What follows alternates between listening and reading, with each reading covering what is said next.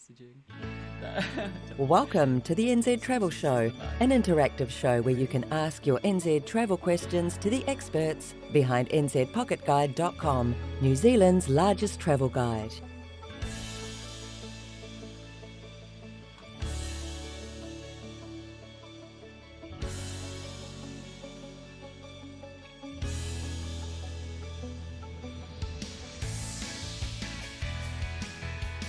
The NZ Travel Show will start in exactly 2 minutes. Just the time for you to hit the like button, ring the notification bell, and subscribe if you have not done so yet. NZPocketGuide.com has over 3,000 articles covering all aspects of travelling in New Zealand, from a working holiday gap year to tips for a perfect family holiday. The site also features dozens of pre-made itineraries that you can use to plan your ideal trip in New Zealand. It's all available for free at nzpocketguide.com, so check it out. The NZ Travel Show is hosted by Robin, the Operations Manager of South Pacific Pocket Guide, the company behind nzpocketguide.com. The New Zealand Travel Show is also hosted by Laura, a journalist and editor-in-chief of South Pacific Pocket Guide and all its publications, including nzpocketguide.com. We're exactly 1 minute away from the NZ Travel Show. Get yourself comfortable and start asking your NZ travel questions in the chat. Robin and Laura will go over them when the show starts.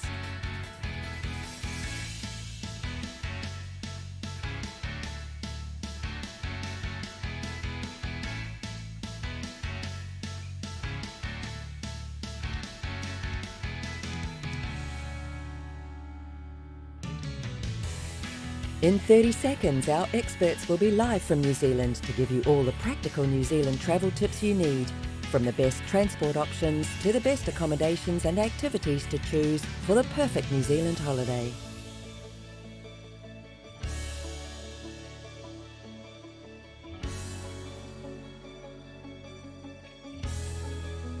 Live from New Zealand, this is the NZ Travel Show with your travel experts, Robin and Laura.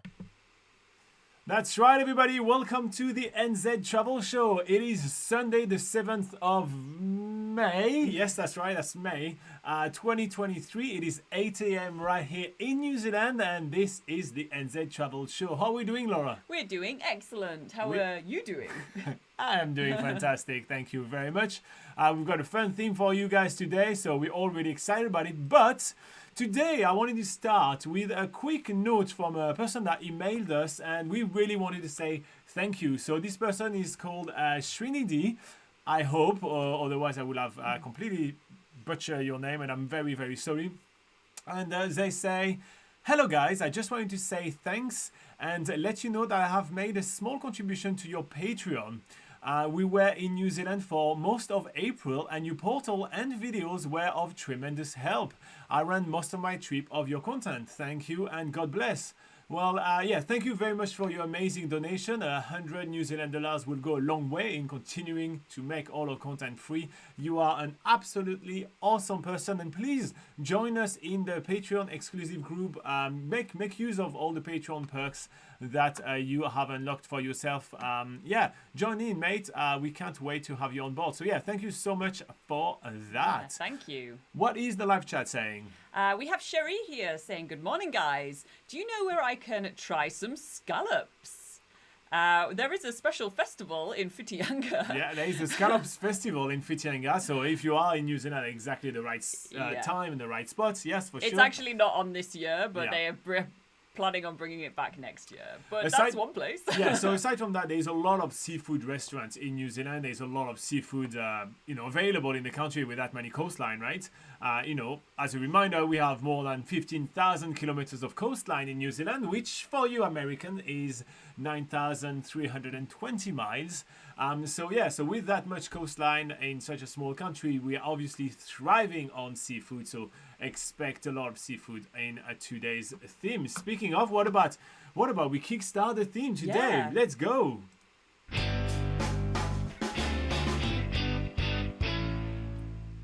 That's the All theme right. of the week. All right, everybody. So, admittedly, New Zealand is not really known for its world-class cuisine, but there are certainly some drinks, snacks, desserts, and other kind of meals which Kiwis are extremely proud of. And as we just mentioned, with 15,000 kilometers, which is 9,300 and some miles of coastline in the country, expect a lot of culinary delight from the sea. So, without further ado, call your waiters and let's talk food in New Zealand.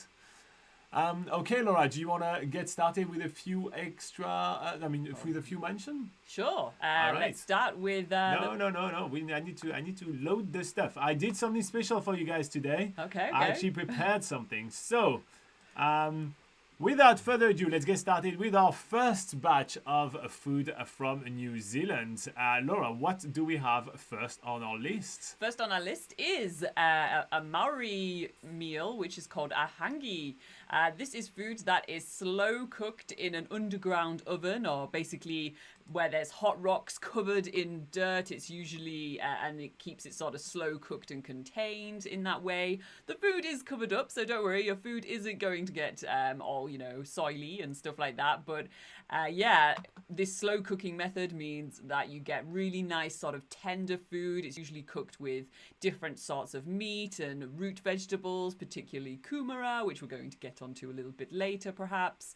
So it's just like, it's an absolute must try at any Maori sort of evening tour experience that you can find in New Zealand. Yeah, and as Laura mentioned, no matter your diet, you will find something that you will enjoy during a hangi feast. So that's one of the things which is like the most welcoming to everybody, every type of travelers, right? You're vegetarian, well, the steamed vegetables and everything so are good. really, really, really awesome. And you're a meat eater, you get plenty of meat in there. If you're gluten free, well, there is pretty much no gluten in most of the dish which are done. So it's really welcoming to all type of diets, and also often to all type of appetite, because they cook in very, very large portions. So if you need a second serving, it's pretty rare that it won't be available in a hangi. Let's be honest, it will be available. All right, so next up on our list, what do you have, Laura? Next up, we have crayfish, which is the word in New Zealand that they use for lobster, basically.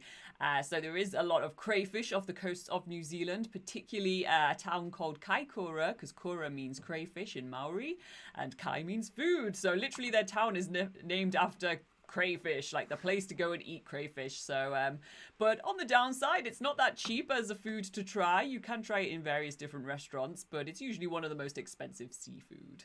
All right.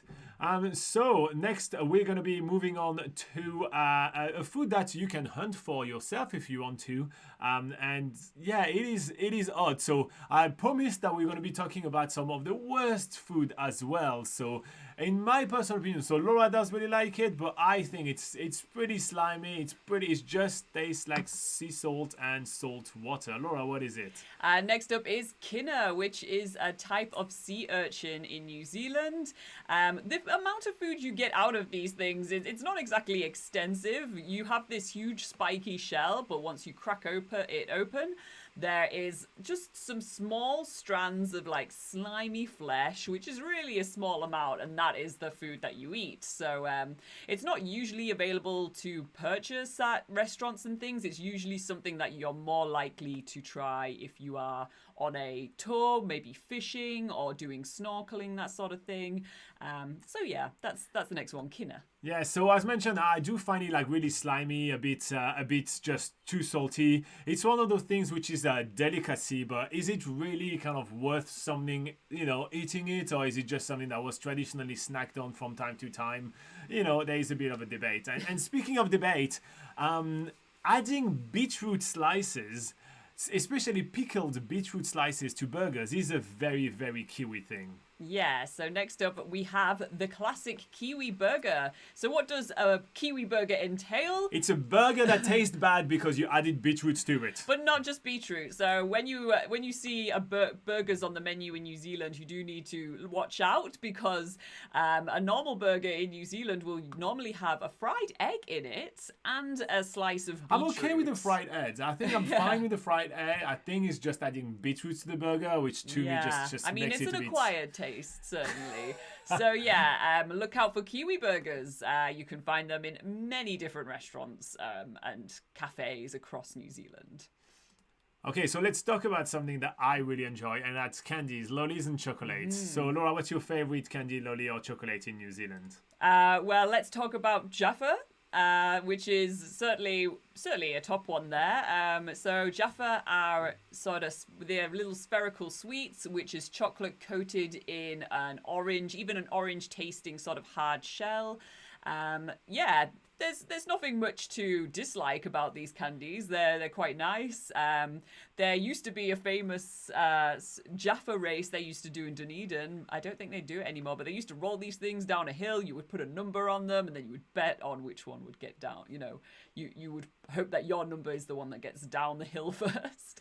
So yeah, I mean, they're a fun sweet. My choice is to eat my candies, personally, not throwing down the road. I mean, but, there's lots of different uses for these sweets, I guess. Who am I to judge? Or lollies, they would say in New Zealand. So candies in the US, sweets in the UK, and lollies in New Zealand. Here you go. So that was the first one. Let's move back on to the live chat.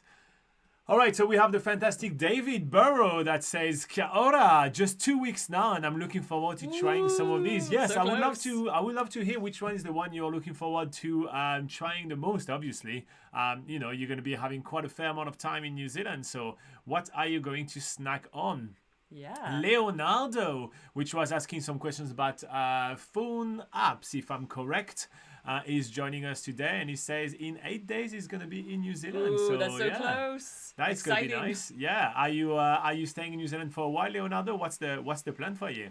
Yeah. What is Sherry saying about the burgers? Sherry says beetroot on burgers are a thing in Australia too. I'm not a fan though. I took beetroot off my burger I had last night. I remember as a kid people used to throw Jaffas at the cinema screen. Oh no, they're quite hard. Yeah, they're really hard shell candy. Like it will hurt on the back of the head, or you know, yeah.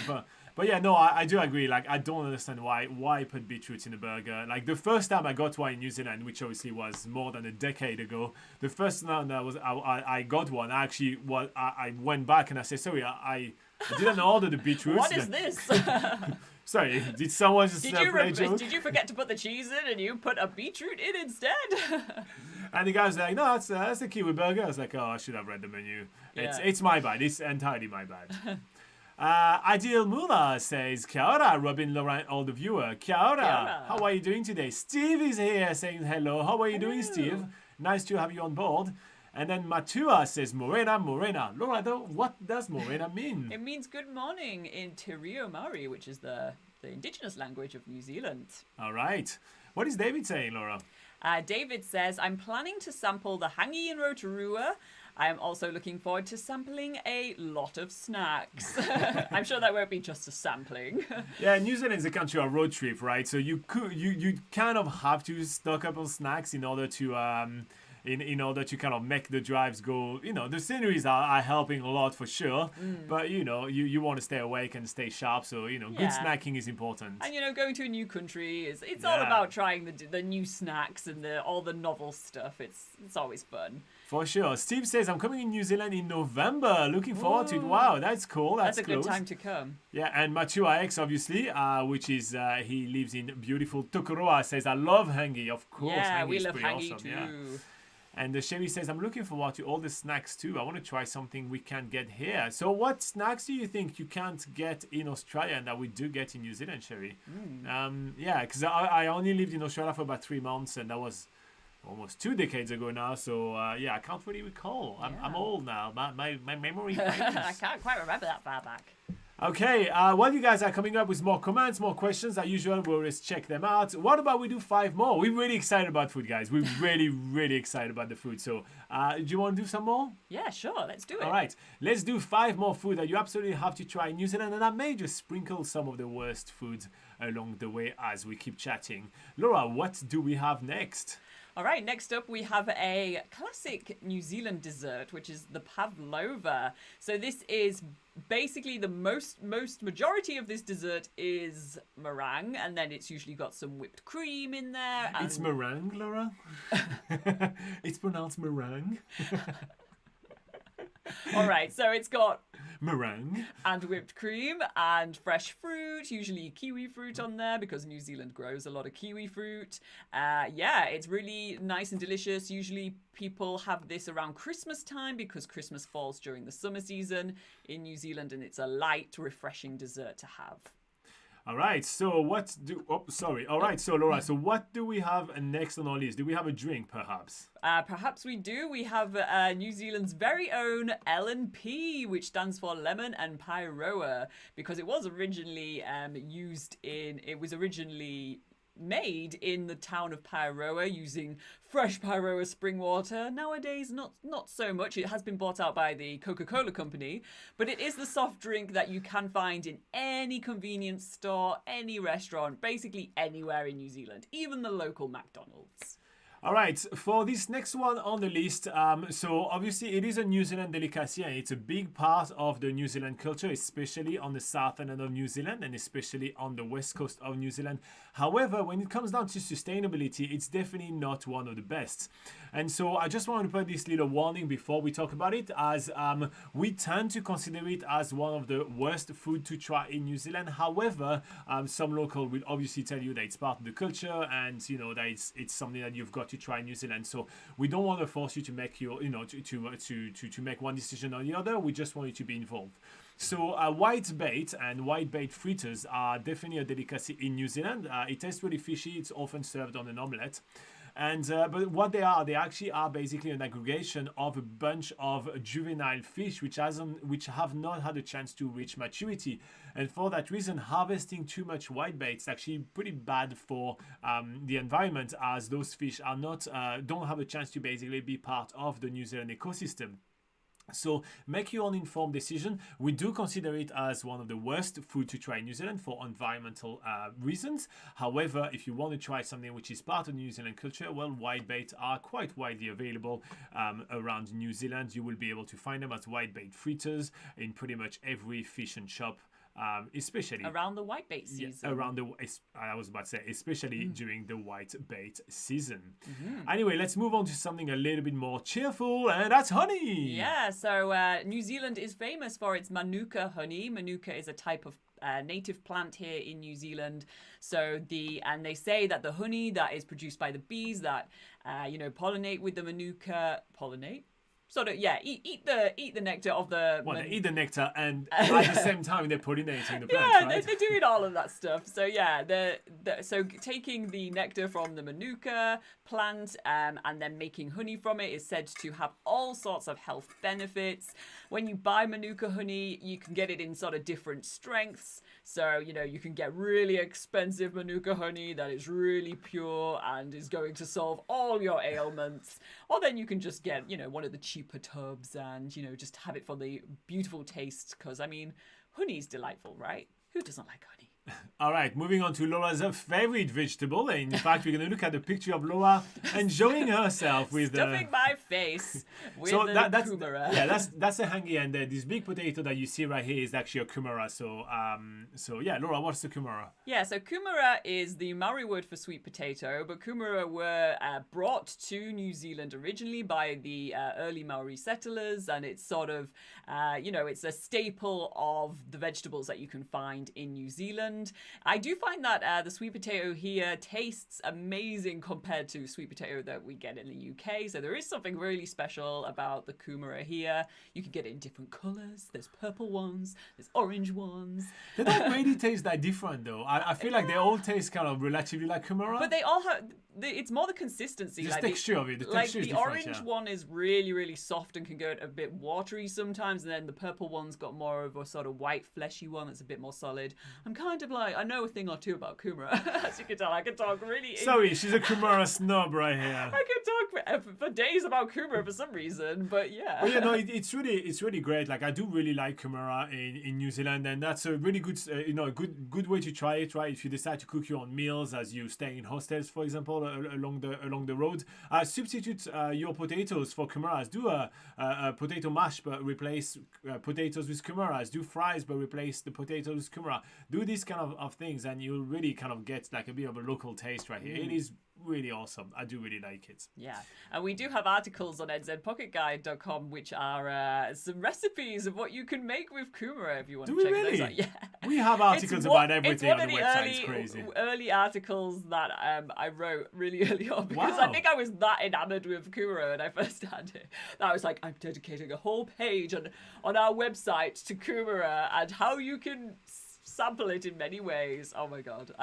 some things I don't know why I get so excited about some things, but you know. All right, check nzpocketguide.com if you want some recipes for cooking your kumara. Yes. And with that, let's go back to the live chat. What do we have right here? Leonardo is saying. says, "Sir, when you arrive in Auckland Airport, the airport employee asks about Corona COVID-19 vaccination paper."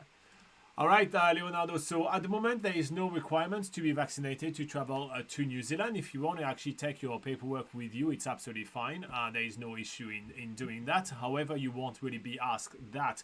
There is going to be a bin when you're about to arrive into biosecurity. Just before that, there is going to be a bin where you are able to collect some COVID-19 tests to do some self-testing and self-reporting if you choose to do so. But other than that, at the moment, there is no requirement. The best way to find out about the requirements for entering New Zealand is to head to immigration.govt.nz. That is the official source of information for all that is to do with your visas and arrival requirements for New Zealand. Indeed. So we have Cherie saying, "I know we don't get a lot of Whittakers chocolate here. I'm not sure what else." Whittakers chocolate, you don't get that much in Australia. There is like plenty of them in Singapore. How are they not just across the ditch? We've had pictures sent over from Natasha, one of our patrons. Oh yeah, from Canada they have it. She's had saw Whittakers over there. I think now they're trying to be a bit more international. I feel like your first international market should be like going to to Australia, isn't it? It's like that close. Or does Australia have its own brand of chocolate that it just doesn't compare to, and it would never be able to break into the market? Yeah, no, I recall. I think in Australia they have a lot of Cadbury, don't you? I'm not 100% sure. Obviously, we're more focused on New Zealand, but yeah. There's a lot of Cadbury in New Zealand as well. All right. Sherry says kumara is meant to be healthier than normal potatoes too. Interesting. I obviously cannot do any claims of healthy or whatever. It's more expensive than normal potato. According to the price, it is healthier because anything that's healthier is always more expensive. Yeah. Okay, Adil says, what is the current price range for the Manuka honey? So it really depends, right? So you can get a lot of different types of Manuka honeys in New Zealand. So a couple of things. First up, you can get Manuka blend. So that means that they will put a little bit of Manuka honey into like clover honey or all those kind of things. This will drive down the price tremendously because, well, let's say there's only 10% Manuka honey and 90% clover honey. At that point, you can get a product which is really cheap. Now for a little box of that, which will be about 500 milliliters, that will be probably around $20. That should be about the price for something which is a blend, right? Then after that, you actually do rank Manuka honey with the MGO, if I'm correct. I'm not 100% sure. Which is kind of like how you which is kind of how you rate how strong and potent the Manuka is inside the Manuka honey. And then the prices are all over the place at that point. It can go genuinely from 50 New Zealand dollars to 500 New Zealand dollars, and everything crazy in between. prices out there. So there is really a lot of different prices. Now, a couple of tips if you want to get your Manuka honey on the cheap. The best place to actually get your Manuka honey is actually from the supermarket. There is a lot of gift shop which sell Manuka honey at very, very, very hyped up prices. But in all the New Zealand supermarket, you'll be able to find yourself some Manuka honey, and that will be more like the local kind of prices, especially if you shop anywhere else than in Auckland, because Auckland's quite expensive. So here you go. Here's a tip to get cheap Manuka honey for you. Ideal. Yeah. What is Sherry having to say? Sherry says, I know I've seen it at Woolworths, but Cadbury is a lot bigger. Yeah. Cadbury is admittedly, I think, bigger in New Zealand, like bigger than Whittakers. I wouldn't say it's bigger. I'd say it's either on par or just a little less popular, I would say. Wow. I also feel like since I first came to New Zealand, like about 9 years ago, Cadbury was everywhere, but nowadays I don't see it as much. Okay. Yeah, like I feel like it's kind of... We're not really on the top of the market shares of chocolate brands in New Zealand. Obviously, we're more of a travel guide, so it's kind of like just our gut feeling from seeing it at the supermarket, I guess. Yeah. Yeah. Okay, Leonardo says, I am looking for a room in New Zealand for 33 days. Well, the best way to travel around New Zealand is to actually move from one location to the other. It is actually the easiest way to kind of explore New Zealand. So I wouldn't suggest you to find an accommodation for 33 days long and try to get out of there. I would suggest find accommodation for like 3 to 5 days and then move on to another city and do 3 to 5 days there and explore along the way. That's usually how people will travel in New Zealand.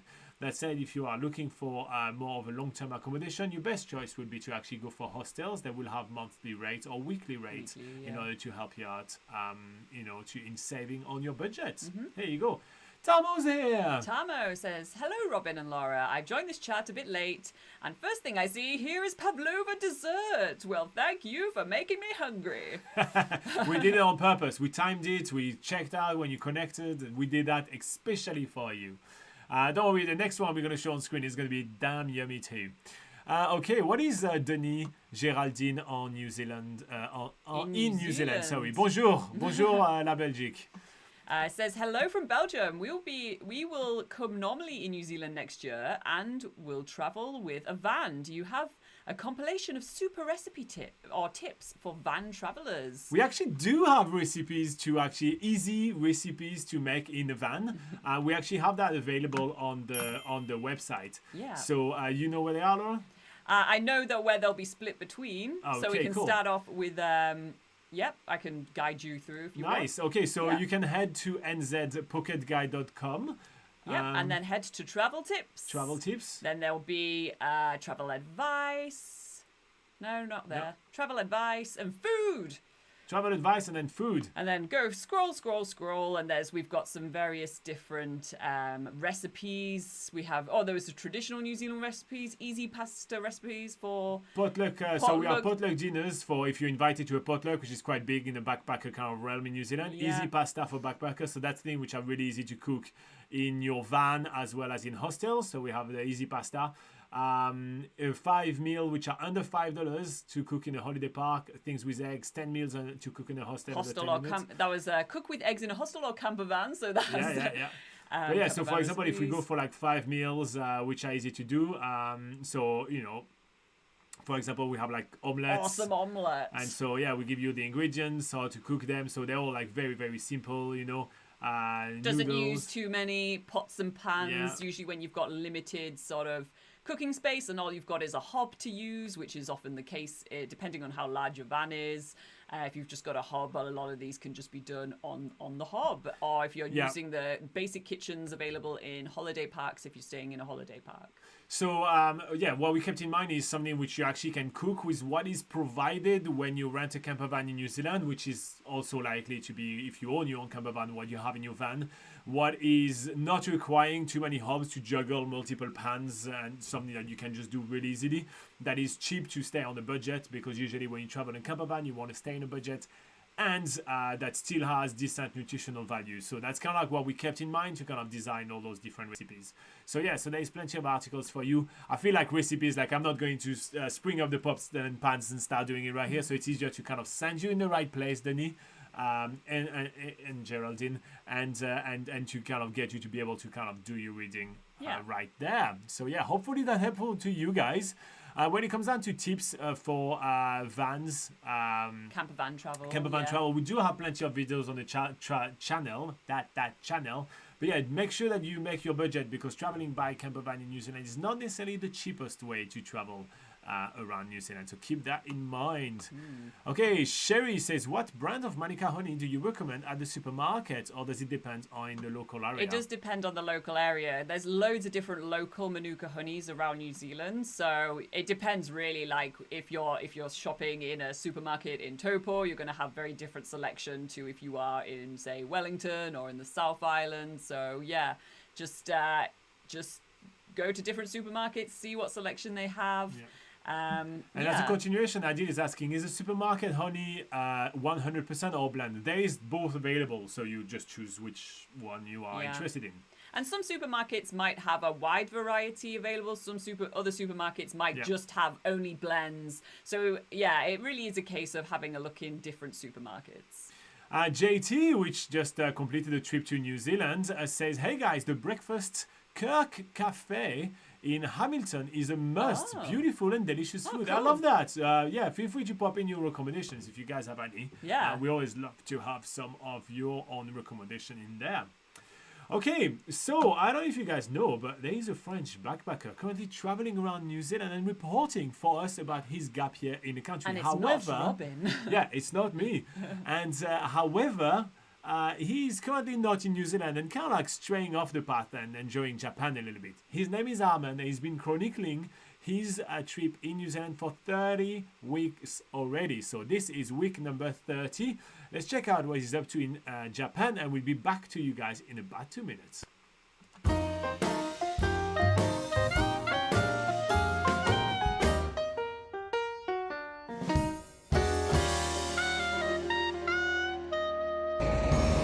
Kia ora guys, this is Almond reporting on my journey in Japan. So after my day tour in Tokyo, I flew to Sapporo in the Hokkaido island to the northeast. I must say the weather was very colder than in Tokyo. I actually went mostly specifically to see the sakura, the cherry blossoms, which I did. I'm really grateful for that because it was the last call.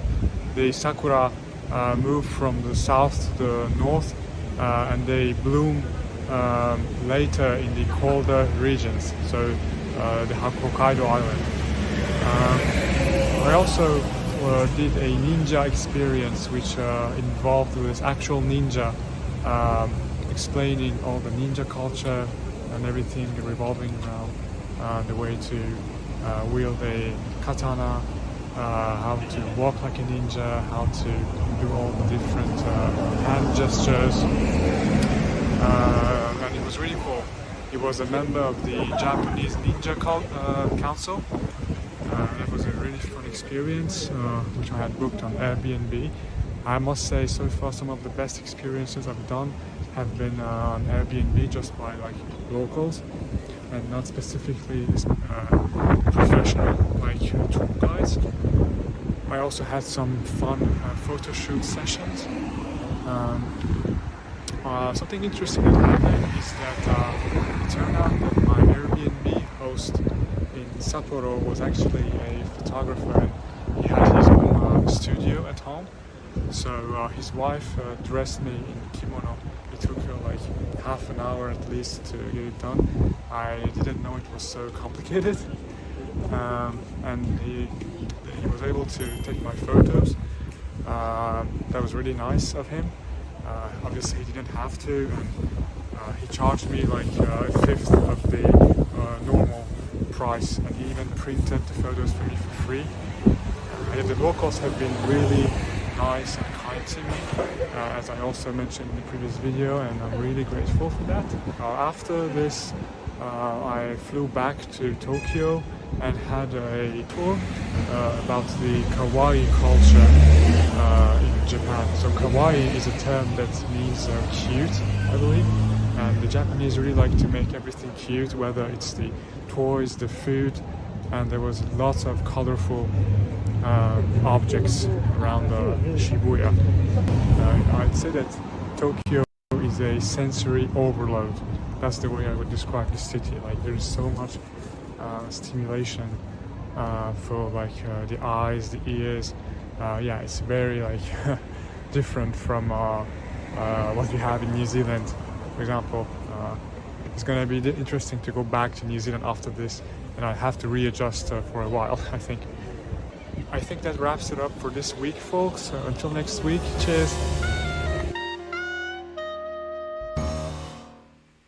All right. Well, it does look like Almond is not never going to come back to New Zealand. No, I'm joking. He's coming back. Way too much fun in Japan.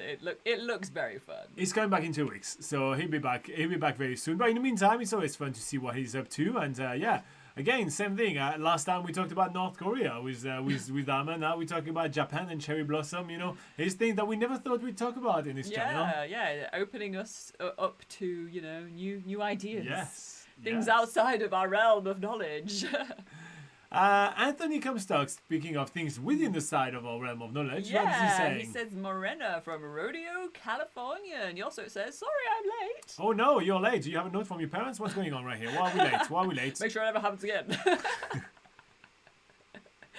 Oh man. All right. Cool. So let's continue talking about some of the best Food. and worst food in New Zealand. Because why focus only on the rest?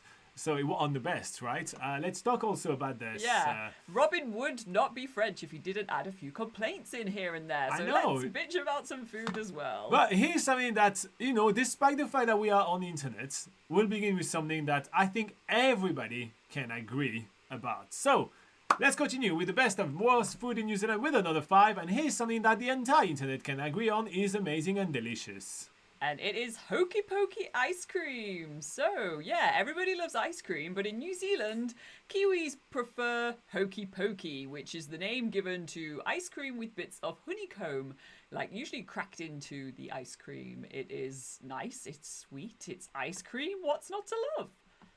Well, nothing. So one of the Nothing. things so there is a couple of things to keep in mind though. You can get some like really fancy, like the one that we're showing right here from a store called Jaffa in Auckland. So they do them like super awesomely fancy and everything. But you can also get like mass market type of course, yeah. ice cream. So a brand which is like endemic to the Kiwi lifestyle is called Tip Top.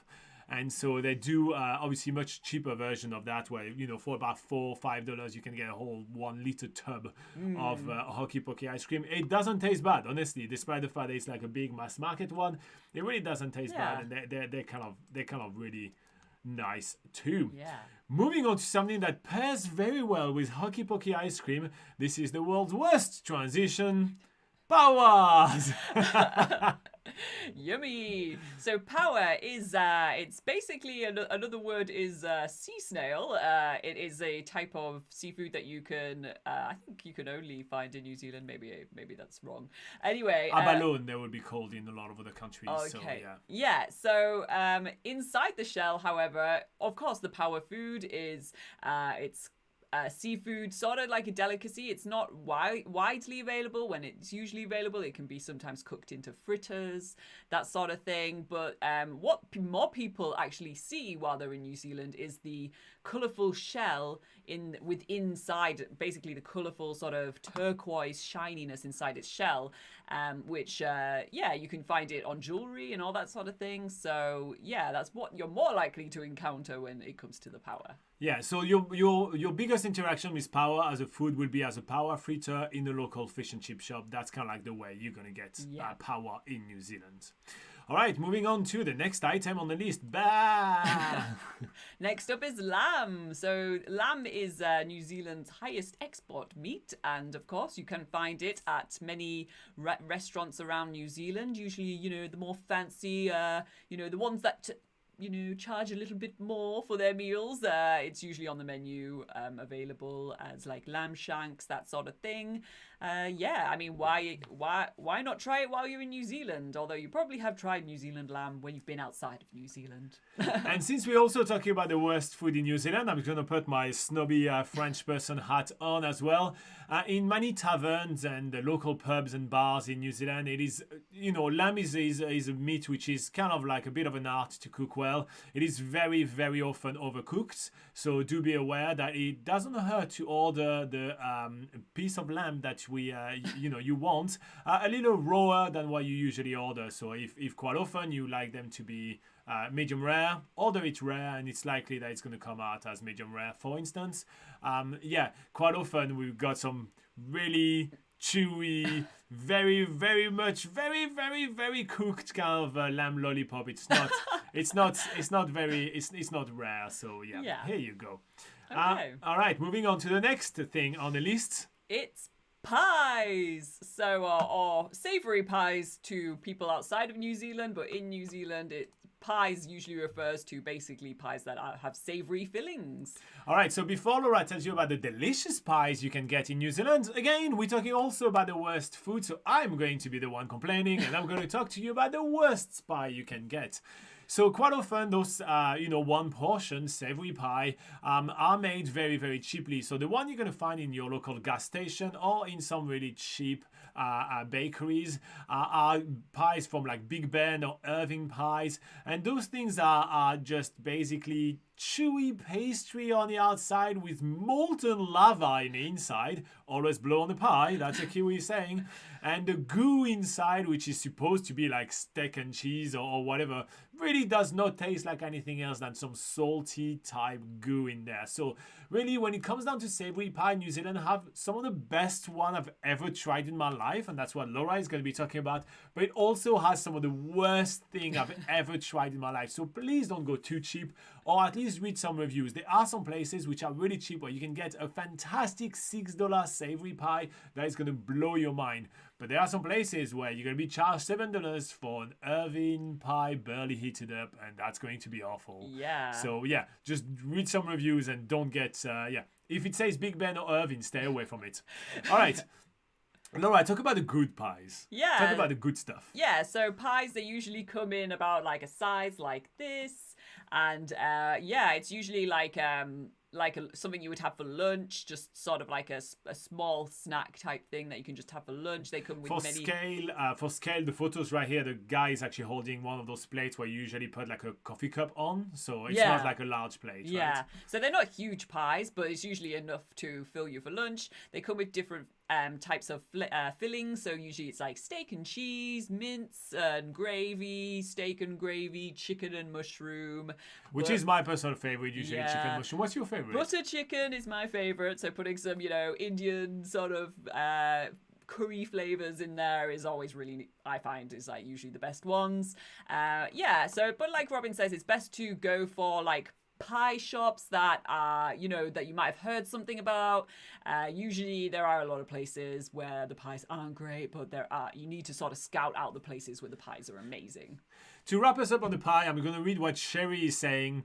Are you really eating pie if you don't burn the roof of your mouth? It's part of the experience. It's part of the experience. But again, there is a Kiwi saying that says always blow on the pie. All right. Let's move on to the next item on our list, and something that, is endemic to New Zealand, to the New Zealand culture, and that you absolutely have to try. That's right, with 15,000 kilometers of coastline, which is 6,300 and some miles, we do have a lot of seafood in New Zealand, and one of the best way to eat seafood is on the cheap and on the greasy. Fried and easy. Laura, fish and chips, go ahead. Fish and chips, yeah. So channel your English heritage to sell us on the fish and chips. Yeah, obviously New Zealand has been, I guess, influenced by the British sort of, aspirations of cooking, which the British lot. which is like fish and chips is highly popular in the UK. However, New Zealand has arguably a lot better sort of access to good seafood. So therefore, at the fish and chip shops, you can usually get very nice, really fresh. Usually, you could even some of the fish and chip shops, they'll have the fish freshly caught in the morning or the day before, so it's usually as fresh as it can get, and then it's all battered because frying and battering stuff just makes things taste better. I don't know what it is, but nice greasy lovely food, and with a side of chips, some tomato sauce, which often in New Zealand, the weird quirky thing that you find in New Zealand is that you can find tomato sauce in little small tin cans, which is usually a lot more than you can finish. But fish and chips, nice and fresh, found all over New Zealand. It's kind of a favourite here in New Zealand as well. Boom! That's running up another 5 of the best and the worst foods to try in New Zealand. Let's go back to light chat. The beautiful Natasha Rodriguez says, "Hi friends, hey, Hi. Awesome to have you on board. I'll talk about you in a second." Then we do have Rafa Cat. What is Rafa Cat saying? Rafa Cat says, "Good morning, guys, all the way from beautiful Leeds." Sherry also is telling us that she can get Hokey Pokey ice cream in Australia as well, but she doesn't know if... No, and then she say, "I don't know if our version is any good. We'll see." Oh. You try some before you leave. Yeah. You try some in New Zealand, you compare, you tell us. Yeah, I mean, I love a good excuse to just eat ice cream randomly. She's asking also if lamb is very expensive in the supermarket in New Zealand as it is in Australia. Yes, it is one of the most expensive meat you can get, for sure. All right. Tamo says, I miss fish and chips. Yeah, it is pretty good. And then Adili says, in my country, some companies sell honey diluted with other syrups or with water. Does New Zealand have such a problem?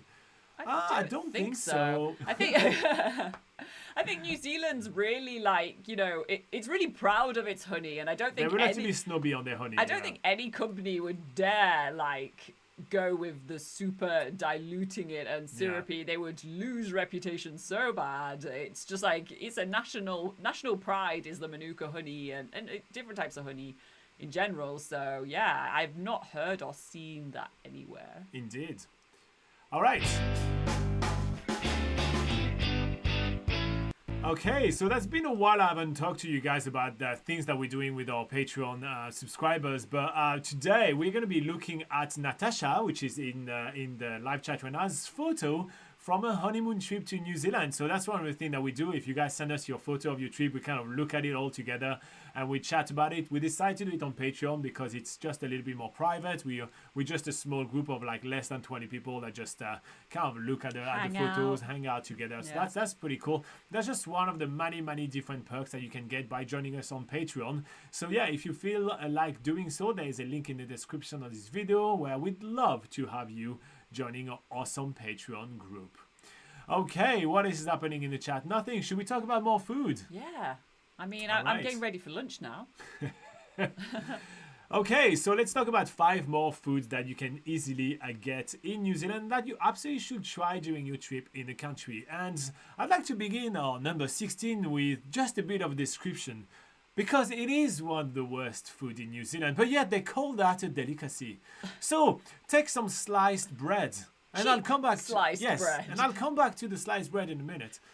Take some cheap sliced bread, add some slices of cheese in there, roll the bread, and then fry it on the frying pan. You're missing an essential ingredient, Robin. Oh, sorry, what is it? It's the onion mix from Maggie's. add some Maggie's onion mix in there, roll it, fry it in the frying pan. You can butter the bread a little bit if you want, and then sprinkle a bit of herbs like some parsley on top of it, and serve that as something called a Southland cheese roll. This is a delicacy apparently here in New Zealand. It in my opinion is absolute nonsense. It's something you can do yourself at home. But yeah, that's the whole recipe, guys. And it's sold in cafes. You actually can order that in cafe in Southland. Yeah, so you mostly find it in the Southland region and the Otago region of the South Island. You can actually find them in many cafes. And yeah, just as the picture looks like, it is a sliced bread wrapped up with some melted cheese, and the secret ingredient is this sort of powdered onion mix that you can buy from supermarkets, and it makes a quick snack. So admittedly, it's not the worst tasting wise and everything. No, it tastes like cheese and bread, right? But it's just kind of is it really a delicacy, guys? Did you really build a name on that? Yeah. What is going on? Another name for it is Southland sushi. So oh my god! Yeah, all right, that's fun. Southland sushi. All right, let's move on to something else, and let's go back to our seafood. Well, speaking of Southland, Bluff Oysters is another delicacy here in New Zealand. They are farmed from the cold, clean waters just off the town of Bluff, and every year they even have a Bluff Oyster Festival, but this year it was cancelled as well. It was going last year, even after COVID, but I think there was some unforeseen circumstances, so they closed it this year. But yeah, I just updated the events article yesterday, as you can see, so I know all about the festivals happening. So Bluff Oysters is you can find it really easily, obviously in Bluff and in Invercargill, but it's even exported all the way up to Auckland. So it's not really exported, but yeah, you can even find it in seafood restaurants in Auckland, and usually more the fancier places. So it is more of those sort of fancier delicacies to try. Yes. All right. Something which is a road trip favorite in New Zealand is real fruit ice cream. What is it, Laura? How do you make it? Yeah, so you literally get real fruits. Usually it's strawberries or blueberries. They're usually sold on strawberry farms or blueberry farms. They throw in the strawberries in the top of the ice cream machine, and it makes a whippy ice cream with all that fresh fruit. And then they make, then it comes out a nice sort of nice fruity whippy ice cream. So yeah, another ice cream favorite here in New Zealand. Moving on to another sweet tooth's favorite. It is chocolate fish. Oh no, you can't see the whole fish shape because we're covering it. Oh, no. The whole effect is lost. I mean, it's all about the shape of it, isn't it? It is, yes. So obviously this is a confectionery item which is shaped like a fish. It is marshmallow coated in chocolate. Admittedly, it's not the craziest idea in the... Well, I mean... Shaping it like a fish is kind of crazy because it's like, why?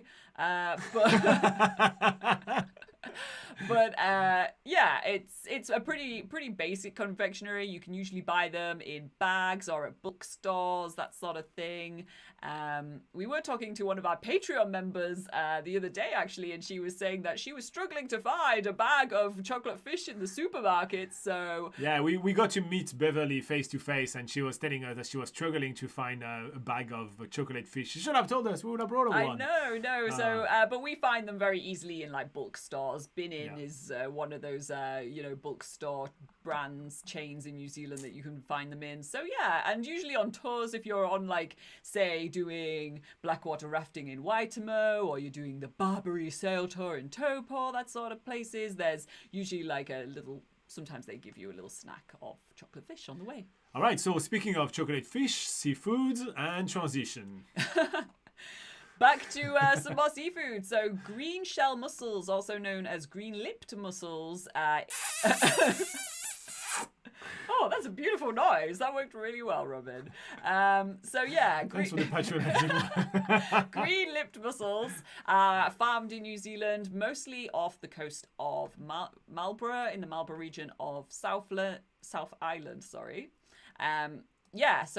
you can even take a green shell mussel cruise through the Marlborough Sounds and go to see where they farm them. But otherwise, you can again find them at more high-end seafood restaurants in places like Auckland, Wellington, Christchurch, etc., etc.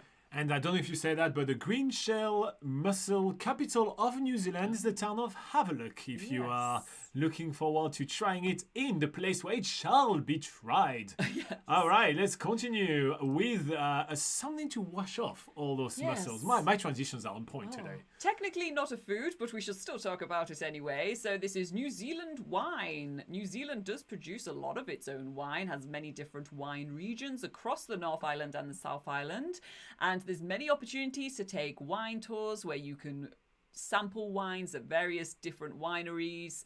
Sauvignon Blanc, or how do you pronounce that? Sauvignon Blanc. Yeah, that is the most popular popular cépage made in New Zealand. So particularly in the Marlborough region is the largest wine growing region, but you still can find wine in Hawke's Bay and Otago and Gisborne, for instance. So yeah, go try some New Zealand wine, do some of those wine tastings, go on a winery hopping tour, and try about 21 different wines in one day, like Robin and I did. We do have videos on the channel if you want to check us out doing Marlborough wine tours. Yes, we're very happy that day. And just to give you a bit of an understanding of the scale of the New Zealand wine industry, New Zealand's vineyards take about 22,000 hectares, which is 54,000 acres in the country. So it is pretty huge. Yeah. So let's move on to one of the worst food in New Zealand, and those are the New Zealand sausages. So the New Zealand sausages are really not good quality sausages, especially the mass market sausages you can get from supermarket. They are pretty horrible though. The mush that you get inside the sausage is pretty undescriptible, it's not the best quality meat. And also, someone coming from the UK where food is, it's not our strong suit either, but I mean, the sausages are worse in New Zealand than they are in the UK, and that's pretty bad. So yeah, it's usually like as cheap of meat as you can get. It usually feel like the filling is like chemical and just like it's a paste of something. The flavorings are not great either. Yeah. So usually, if you can choose what sort of like barbecue food that you have, maybe you want to avoid the sausage because it's not that great, or you want to try it just to see how bad it is. That's sometimes the fun of it, right? Indeed. So a couple of things. So New Zealand is a country of barbecue. barbecue, so they do barbecue really often. Go there for the social aspect and to meet some Kiwis and to hang out with your Kiwi friend. Don't go there for the amazing food. However, if you want to try the way Kiwi eat sausages, try it on usually a weekend, either Saturday or Sunday, in front of your local supermarket or like hardware store. There's going to be a bunch of young kids that often do a fundraising. They will sell you for about $2. You get a sausage. You get that placed inside a sliced bread, and they will dose it with way too much ketchup, and that will go everywhere. And it's called a sausage sizzle. Yeah, and that's what they call it, is fundraising sausage sizzle. So, that's the way if you want to try it the Kiwi way. Yeah. All right, so moving on to something also very, very Kiwi, and it's a very nice, and actually right now as we're recording, it is the Feijoa season. It's the Feijoa season in New Zealand. So between March and May every year, there is a plethora of these fruits. Oh, that word is out. So it actually originates from South America, I think, but it's kind of like they figured it grows very well in New Zealand, and I feel like every garden has a Feijoa tree, and then during this season, everybody is giving away all their Feijoas because they're very high-producing plants, and you can just easily get Feijoas for free around this time of year. We are certainly, at the moment, we are drowning under Feijoas. Somebody come please help us. But yeah, but it's one of those fruits that you either love or you hate. Robin and I, we are more on the fence of hating Feijoa just as it is, like just eating it out of its we skin. cook with it, we make jams, or we do, Yes. or we make a cake out of it, and at that point I like it, but just as itself, I don't really enjoy it as much Yeah, anymore. so it's one of those things, like it can be the best food for some people, but other people it's usually the worst food, and that's why a lot of people are giving Feijoas away. They love growing it, but obviously they're giving them all away for a reason. They probably don't like eating like a mound of Feijoas within the short season they're available. Yeah, but that still is a better breakfast than two of the worst food that you can get in New Zealand, which is Whitbix and Marmite. So just going to take this opportunity to talk about those. Whitbix are basically slab of cardboard that you feed to kids and tell them that's a worthy breakfast. And Marmite is basically tar seal put in a jar that you're supposed to spread on very cheap toast. And yeah, both of those are horrible when trying to talk about the worst food in New Zealand. But moving on to some better stuff, and that's Rowena bread. Yeah, Go on. Yeah. Okay, so Rowena bread is basically a sourdough bread made of a potato starter, also known as a bug. And so it is definitely a very Kiwi kind of way to do bread. A lot of bakers will use either kumara as a potato starter to make it even slightly different. So yeah, it's quite traditional. I do think that it's a Maori. I'm not 100% sure, but I think it's a Maori way to do bread. And that's the only decent bread you'll be able to get in New Zealand. Aside from that, their sliced bread is absolutely horrible. I just want to point that out. It is not good tasting bread. There is no nutrition value whatsoever into it. So yeah, don't try the sliced bread in New Zealand. I was just waiting for this one to talk about the bread in New Zealand in general. It is not good, but Rowena bread, if you get a chance to try it, that's definitely worth trying. And it's very hard to actually find Rowena bread anywhere in New Zealand. It's usually more like specialized artisan bread. So yeah, if you do manage to come across some, definitely give it a try. Nice. Okay, so let's wrap up with something that you may not know New Zealand is really good at, and that's... Yeah, it's coffee. So New Zealand's very proud of its coffee culture. There is a lot of coffee roasters, a lot of people making their own coffee beans, and cafes that specialize in making, homegrown coffee or home roasted coffee, because it's usually imported from overseas.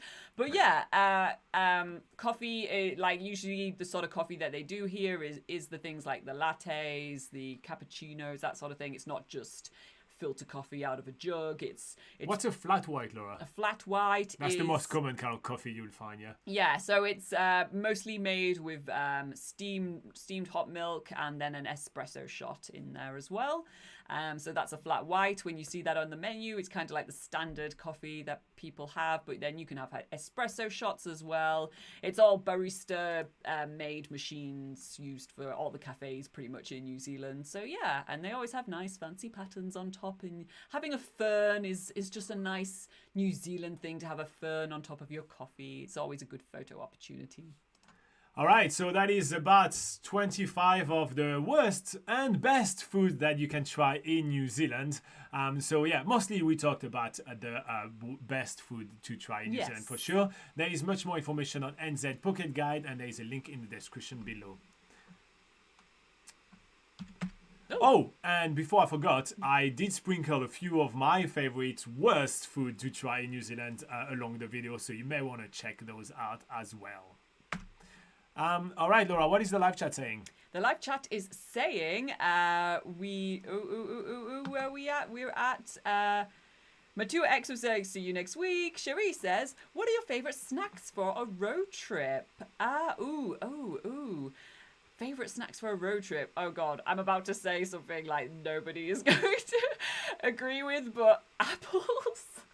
How boring is that? But the fruit in New Zealand is usually like, the fruit is grown in New Zealand. Therefore, things like apples, and kiwi fruit. No, kiwi fruit's not a good road trip snack because it gets very messy. Everywhere. Apples but apples is amazing. It's usually so juicy, so nice. So I actually love having like a good bag of apples on my road trip, you know, and they're all New Zealand apples, so it's great. I'd like a nice block of Whittakers dark chocolate. I'm more of a milk chocolate sort of person, so you know we usually have 2 bars. So Robin can have his dark chocolate and I can have my milk chocolate. Just an excuse to have a full bar to myself rather than having to share. Yeah. All right. Natasha says she is ready for the photos I in guess, the Patreon session. Yeah. I guess so. That's what she's ready for. I am not Cherie sure. Says, We're too behind. Cherie says, don't diss sausage sizzles. I love them. Adil says, describe the fruit. What does it taste like? You know, maybe like citrus dish soap with a little bit of sugar in it. It's a very strong taste. It does have quite a strong taste. Yeah. It's not super sweet. So that's the thing. I guess like it lacks the sweetness. Therefore, like as a fruit as itself, it's just a bit a non-sweet fruit. Yes. It has like a bit of sort of like the fleshy part is like there's only a little bit of jelly inside and the rest is kind of like a more harder part to it. Okay, Sherry says, Weet-Bix are great and don't eat Marmite, Vegemite is better. They're both tough, you know, they're both horrible. They're not great. Adil says, what is the theme for next week? We're taking you on a South Island road trip next week, so that's going to be fun. If we have decent connection, otherwise that's going to be horrible to follow. So it's a toss-up, nobody knows. Join us and see. Join us if it happens. works. Tamo says, Weet-Bix is not great, Sherry. And Sherry says it is. She says she eats it every day. Sherry, you're wrong. Tamo says, I also thought it is okay after tasting it, and I joined Robin's team. Thank you. It tastes like cement. Yeah, boy. And Natasha is joining you in the team milk chocolates. And she said, I meant to say, I already do that, referring to the sausage sizzle. Oh, yeah, okay. Why would you put it on sliced bread? I don't understand. I found that very strange when I first came to New Zealand. I was like, they're just putting that on sliced bread? Like, where's the sausage buns? Like, where's the sausage, bread rolls? Because it goes everywhere. It's uneatable. Like, and on top of it, with this kind of bread that tastes like absolutely nothing and horrible, sometimes, and I'm not joking, I bite in the paper napkin and don't even notice it. And when I'm done, I see that there's a massive bite mark on the napkin. I'm like, I didn't even notice. Just I eat the napkin as well. Like, I know. I ate. It's all the same. I ate the proverbial plate without even noticing it because it tastes that bad. I mean, what? Obviously I have a lot of first world problem. I think I'd be fine. You hold in there, Robin. Yeah, I know I'll survive. But if you want to dive deeper, there's an article on NZ Pocket Guide, and genuinely that went really fast because it's already over. Wow. The hour is done. So yeah, if it went too fast for you, make sure to join us on Patreon, where we are going to be doing another hour of fun. Yes, that's going to be a lot of fun.